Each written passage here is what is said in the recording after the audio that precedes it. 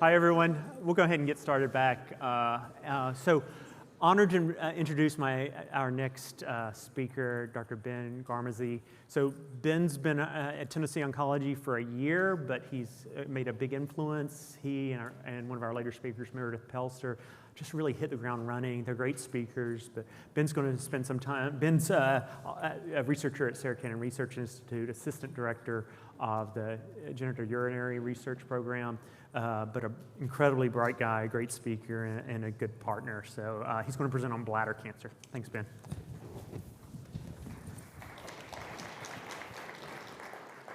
Okay, thanks for the introduction, and it's an honor to be speaking today, and especially on a Saturday morning, so thank you all for coming on the weekend time to listen to me talk. It's very humbling.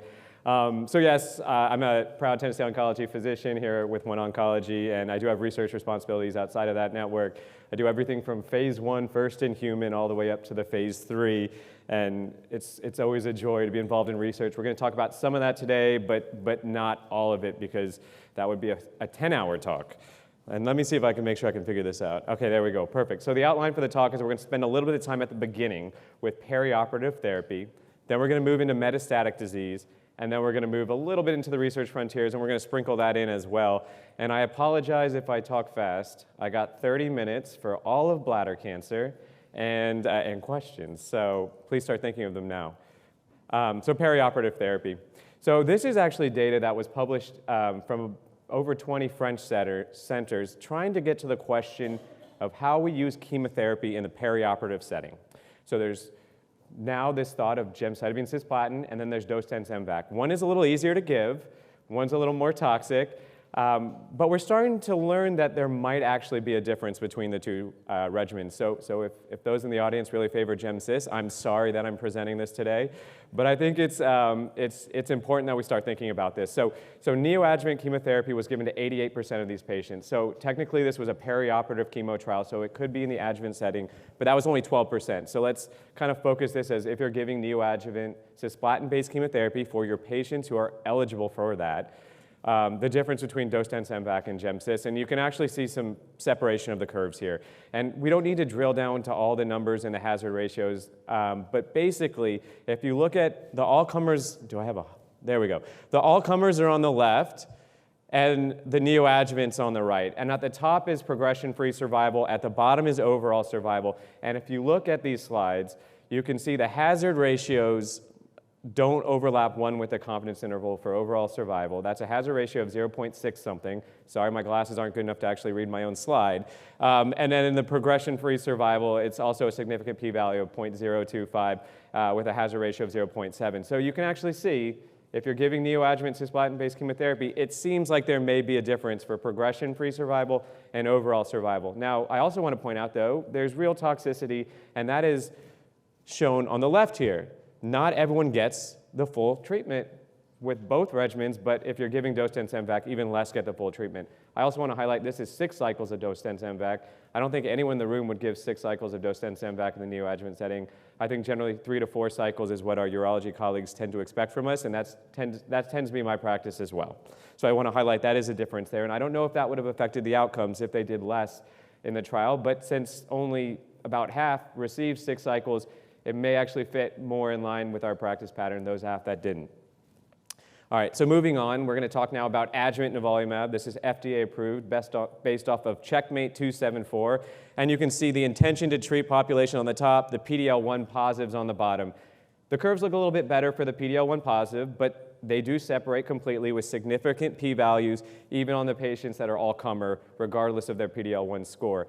And I know this is really hard to see, and I don't expect you to actually be able to read the words, but I'm going to point something out, because I think when we're talking about who are we selecting this immunotherapy for, we need to be intelligent about this. Some of these patients are already cured. We're going to sign them on to a year of immunotherapy, and some of them will develop life-altering toxicities that didn't need the therapy. So we should be thinking about how we give it. And if you see here, this is what I want to highlight. That's on the other side of the forest plot. That's upper tract disease. So upper tract was allowed. You can give this. Even NCCN sometimes has this as a category recommendation. But even though it's FDA approved in upper tract disease, I personally don't think we should be giving it, because if anything, it looks like it may be doing harm. Now, forest plots are not powered to answer this question, but it is a signal, and they are somewhat different biologies. So for me, when I'm thinking about adjuvant immunotherapy for my patients, I'm thinking about in patients with traditional bladder cancer, not with cancer of the ureter or the renal pelvis. And the other thing I do want to highlight is you can see this is based off their PT score, so their tumor stage. And you can see you're actually seeing what you want to see. It's actually across. This is for pathologic stage T2, so the lowest muscle invasive, all the way down to the node positive in the PT4. So you're actually seeing potentially a benefit even in the pathologic T2 stage patients. So that's nice to see. They're not powered to answer the question. There were less patients here who got it. That's why that error bar is so large. But it kind of lines up in fitting with the trial. So I want the big takeaway here is treat upper tract different than treating bladder.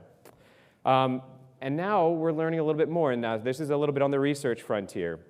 This is not with pembrolizumab. I want to highlight this is based off a trial with atezolizumab that actually all comers didn't reach what it needed to make it the way pembrolizumab made it. Nivolumab, sorry, the way nivolumab made it in the bladder space. This is ctDNA. And you can see at the top, that's ctDNA negative. Blue is atezolizumab, red is observation. So these patients got adjuvant atezolizumab, a PD-L1 inhibitor, and then they looked to see if they were ctDNA positive or negative. And you can expect those that were ctDNA negative did better regardless of whether or not they got the therapy. But there was no significant difference between whether they got the therapy or not, thinking that we can kind of use this MRD approach like we use in liquid tumors, perhaps in bladder, that they don't need more therapy. They're probably already cured. Those with ctDNA positive did worse, but look at those difference between the curves if they got atezolizumab versus placebo.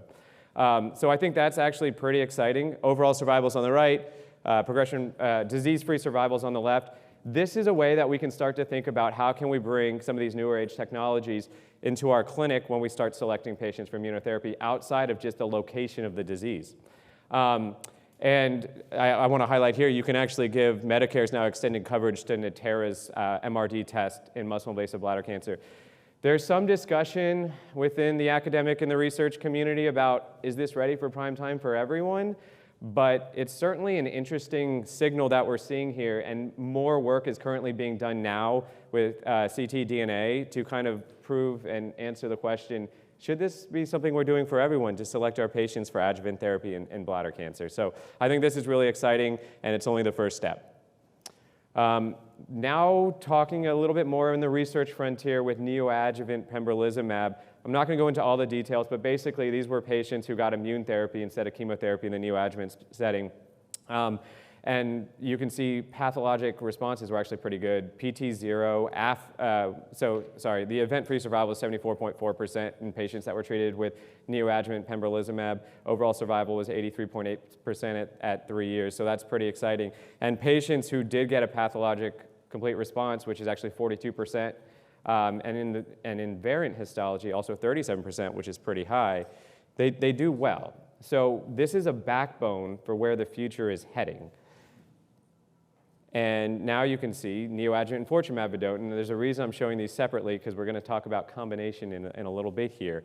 But you know, TO actually participated in this study, and you can see pathologic complete response rates with neoadjuvant enfortumab vedotin for patients that did not get cisplatin-based chemotherapy still have a pathologic complete response of over a third. So that's pretty exciting, and this also included variant histologies as well. So what's being done now? We're all waiting for this. Enfortumab vedotin plus pembrolizumab in the neoadjuvant setting it's going to go up against chemotherapy. We all think it has a pretty good chance of reading out in a positive fashion, but of course we'll have to see.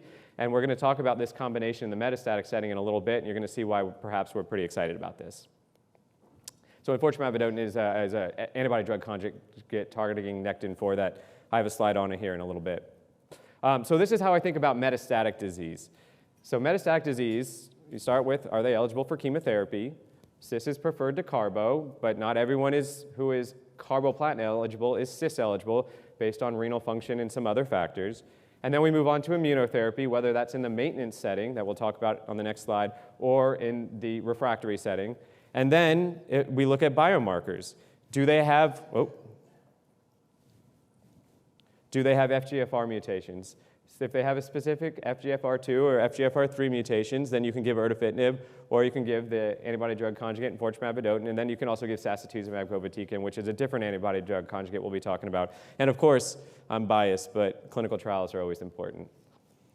So here's the data for maintenance of avelumab, right? So these are patients who got 4 to 6 cycles of chemotherapy, whether it be cisplatin-based or carboplatin-based, and then those who had a complete response or a partial response or stable disease were given either avelumab maintenance, which is a PD-L1 inhibitor, or they were given basically a control. And you can see by giving the immunotherapy, you have benefits in the overall population as well as in the PD-L1 positive population. These are pretty striking curves, and this is why this is the new standard of care. This table here is showing the difference in patients with PD-L1 positive versus all patients. And you can see PD-L1 makes a difference, right? So the median OS, the differences are a little bit more if they're PD-L1 positive. You can talk about 30.9 versus 18.5 in PD-L1 positive for the patients who got the asset versus 23.8 versus 15. So that's actually a pretty kind of significant difference. It draws our eyes clinically, but this is for all comers because it also seems to be helping those who aren't PD-L1 positive. So that's what I wanted to highlight with that very extensive table. And here's some research that's not being done. So outside of avelumab maintenance, well, what else is going on? So same kind of design here. First-line chemotherapy. Do they have stable disease, a partial response, and a complete response? This is the Atlantis platform. Testing things based on biomarkers. So do they have a DRD biomarker? So think BRCA, those HR genes. If they do, they were randomized to rucaparib or placebo. Now, this is a very small study. 40 patients were randomized, right? And you can see most of them don't have BRCA1, 2. They have these other genes that we think about in prostate cancer for FDA approvals for prostate cancer. But we also know that some of those genes don't always work as well or aren't as sensitive to PARP inhibition. But they were tested in this, and you can see here, no significant difference in overall survival. Don't worry about that tail right there.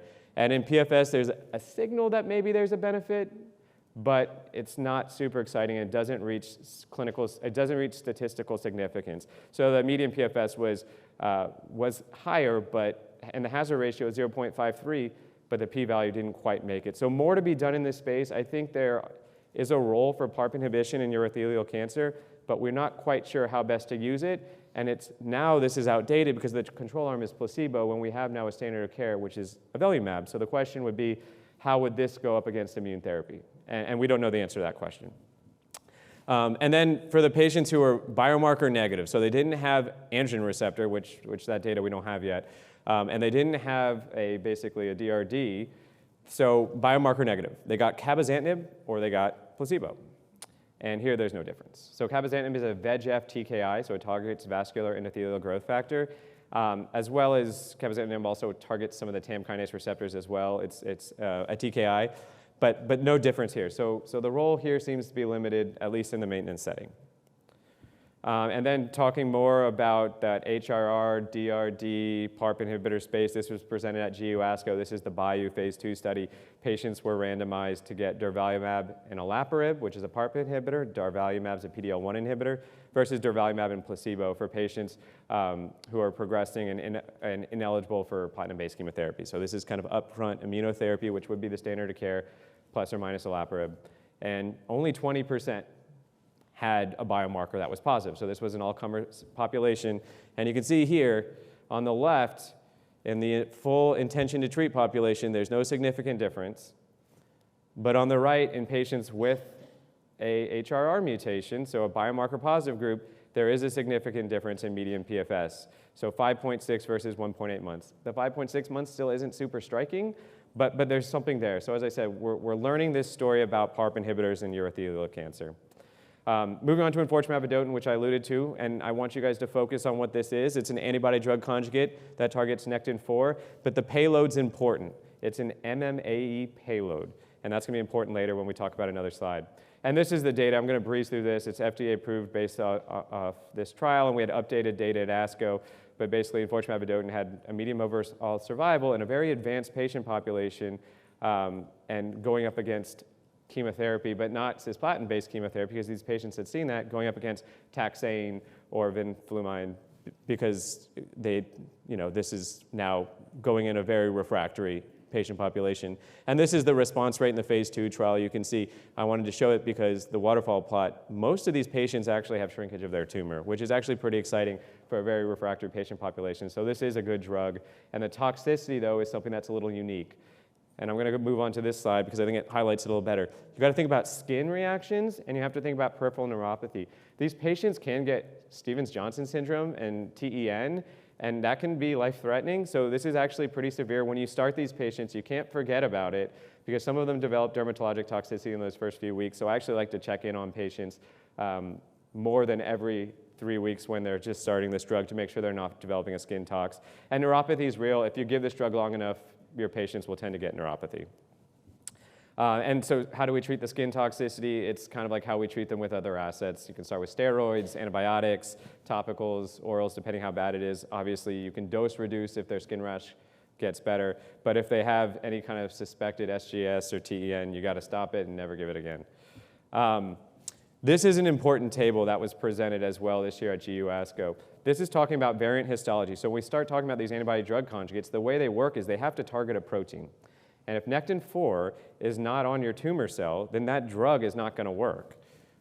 So this is the H-score, which is basically looking at the IHC and multiplying by how high the IHC is. But you can see here, in squamous histology, it's still pretty highly expressed. It's pretty highly expressed in plasmacytoid, not so highly expressed in sarcomatoid. So these are real patients we see in clinic, and we have to keep this in mind when we start talking about who should we give this drug to. PD-L1 is also important, and I'll highlight sarcomatoid is very PD-L1 positive. Just like this story with sarcomatoid and kidney, we start to think about immunotherapy for these patients because they do tend to have high PD-L1 expression, and they do tend to respond to immunotherapy, even though they do have a very aggressive biology. So this is EV-103, which I alluded to that I was going to be talking about, comparing with this trial with enfortumab vedotin plus immunotherapy with pembrolizumab. The overall response rate is striking at 73.3% with a 17.8% complete response. So these are patients in the front line who did not get chemotherapy because they were cis-ineligible. So they'd never seen immunotherapy before, and they'd never seen any other, but it's still incredibly striking for a bladder population.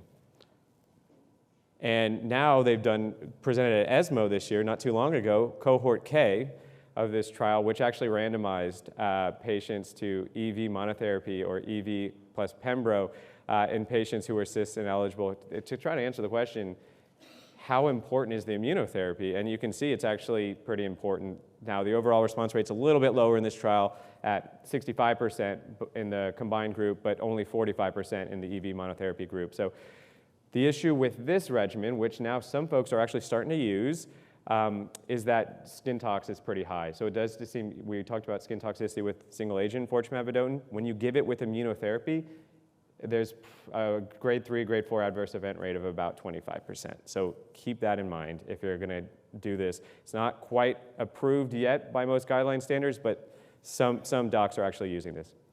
And now we talked about how it's going to go up against chemotherapy in metastatic urothelial cancer. So this combination could be a new frontline combination in the near future, and we'll see how it goes.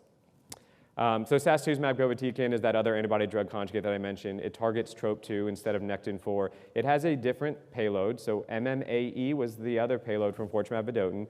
This payload is a SN38 payload, which is a metabolite of irinotecan.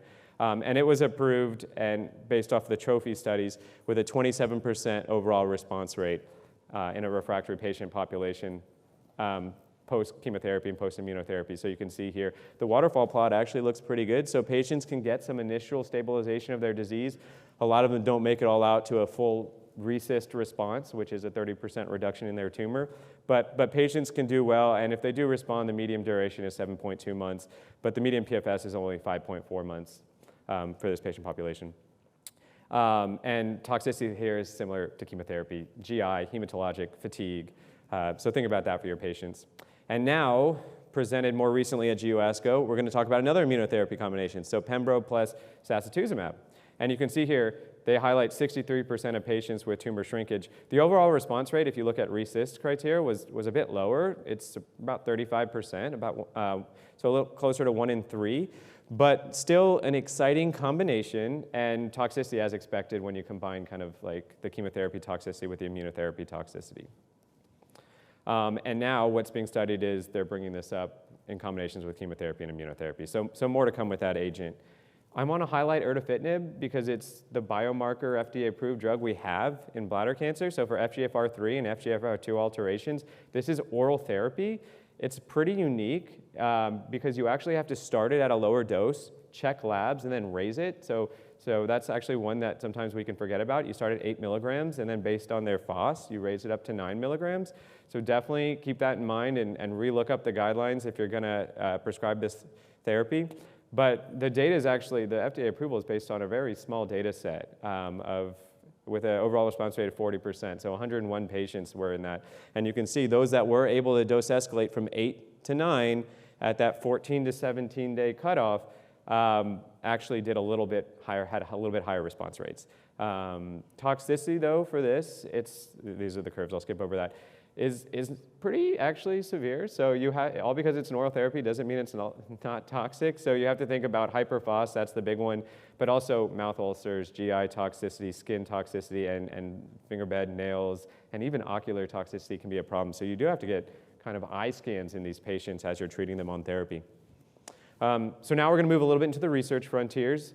And I'm going to reframe the topic of conversation and look at this. So we're looking at variants again. This is based off a small study, so don't take too much. But you can see here in blue is Nectin-4, so that's EV's target. About 80 to 100% in conventional urothelial as well as squame and nested variants.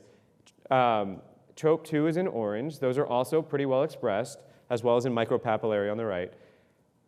Small cell doesn't tend to have these targets. We're not too surprised about that. So you can think these ADCs should be used in variants, but let's look at HER2 as well. These gray bars, that's pretty substantial, 20 to 30% of these patients across some of the variants. So right now we don't have FDA-approved HER2 agents in urothelial, and I want to spend a little bit of time on that because I think that's going to change. There's been a lot of failures, though. So we have to look at the HER2 graveyard before we can talk about the success stories. So trastuzumab with chemotherapy had a lot of toxicity, and unfortunately, some patients were dying on that trial. Another trial had, when they went added in with chemotherapy, had no difference when you added in the trastuzumab versus a control. Lapatinib, which is an oral therapy, had a 3% partial response rate. And then another trial with that agent also had no difference. Afatinib, a little bit higher at 21.7, but only a 3-month PFS, so nothing that got the community too excited. TDM1 basket study with dedicated urothelial cohort also didn't have too much excitement there. And then tucatinib and trastuzumab is ongoing, so we'll see how that goes. And actually, TO is participating in that work. So we'll keep our fingers crossed, but we'll see. Now moving on to some newer stuff and perhaps more exciting. So trastuzumab deruxtecan plus nivolumab, right? So this is a HER2 ADC. We know this drug well because it's used in other tumor types, has FDA approvals, obviously, in breast cancer. So this is a urothelial cohort, so small study, N of 30. Overall response rate's a little bit better at 36.7%.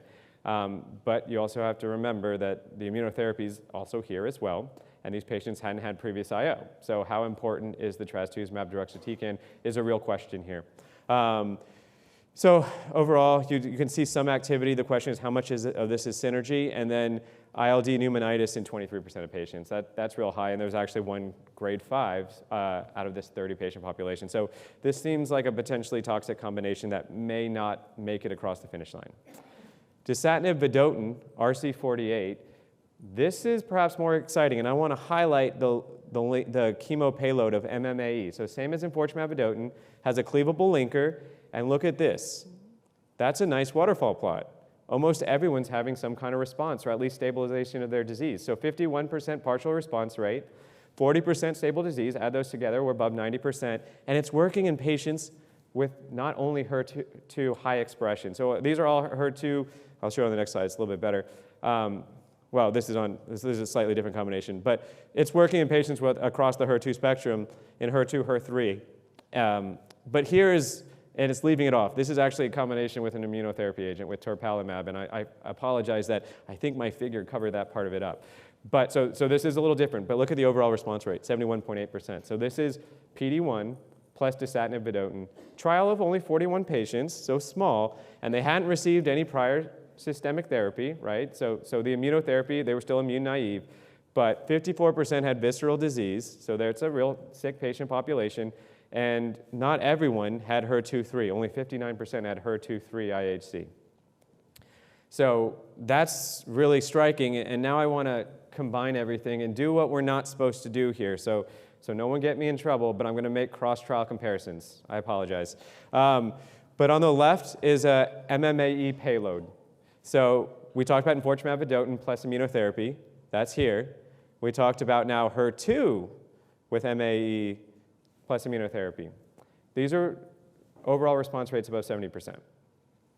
Now we talk on the other side. The waterfall plots still look good, but the depth of the response isn't quite as high. So with SN38 payload, right, with sacituzumab combined with immunotherapy, we get 34%. With T-DXd plus immunotherapy, we get 37%. So maybe we're starting to see a trend here. It's a little too soon. These are all very small trials, but there could be something with MMAE and an immunotherapy backbone that just might be really synergistic. I have 4 minutes left, so I'm going to breeze through this. Well, actually, I'm going to talk a little bit, because I think it's more important than this, is the other way when we're thinking about HER2 that I think I left the slide out is HER2 expression in bladder is different than it is in urothelial. So in breast than it is in urothelial. In breast, it's more uniformly expressed.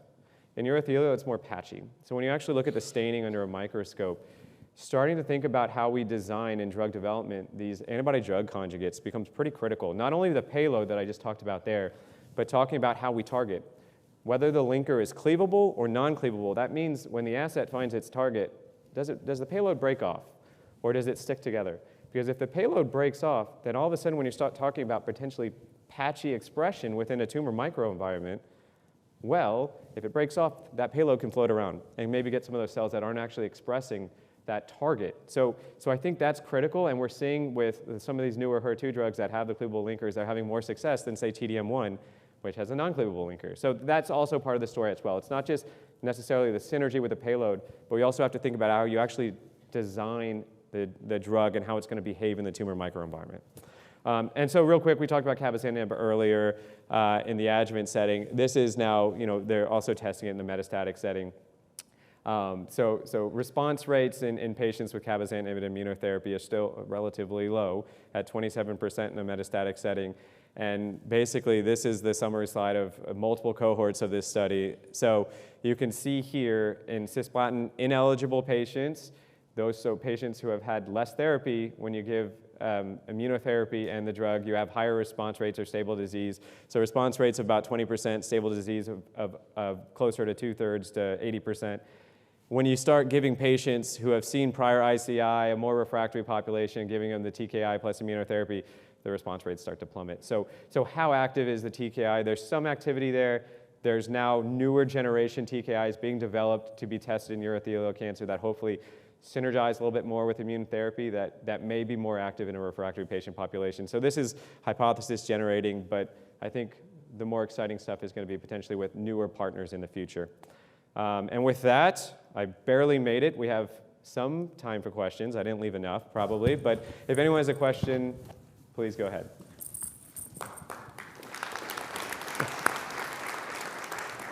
First of all, congratulations, you did it in 20 minutes, so that's great. Second, checkmate 274, adjuvant development. Yeah. We have seen the data for PD-L1 positive. We have seen the data for the whole group. We can infer the data for PD-L1 negative.